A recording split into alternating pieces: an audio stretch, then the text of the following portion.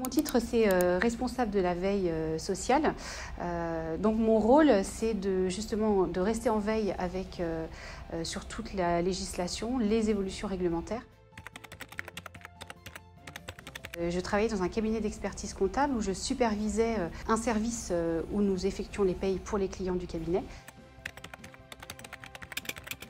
Ce que j'aime le plus dans mon métier, c'est la diversité. Je ne vais pas me cantonner qu'à de l'analyse de textes réglementaires. Je vais avoir des phases de test, des phases de paramétrage, de rédaction documentaire, et puis aussi la diversité des interlocuteurs. C'est-à-dire qu'on est un point central en fait sur l'outil, à la fois au niveau des équipes d'intégration ou avec les développeurs pour pouvoir vulgariser un petit peu dans leur langage ce qui est attendu au niveau du calcul des payes.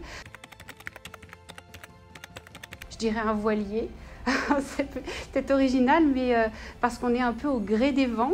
On est vraiment en plein dans la mouvance politique et finalement on est au cœur même de la mouvance de la société. Ma plus grande fierté aujourd'hui, c'est d'avoir pu faire un virage professionnel à l'aube de la quarantaine. Toute l'expérience que j'ai pu acquérir en tant qu'utilisatrice paye, mais c'était un vrai challenge pour moi de pouvoir, tout en gardant le noyau dur de la paye, de pouvoir exploiter finalement ces compétences, mais sous un autre angle.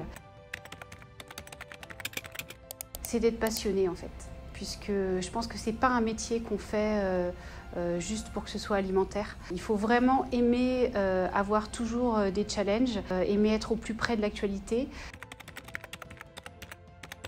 Être gestionnaire de paye sera forcément un atout.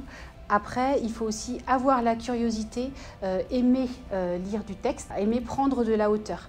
Un autre type de profil, c'est quelqu'un qui serait plutôt juriste, pas forcément juriste en droit social, mais qui aurait une appétence pour la gestion des ressources humaines.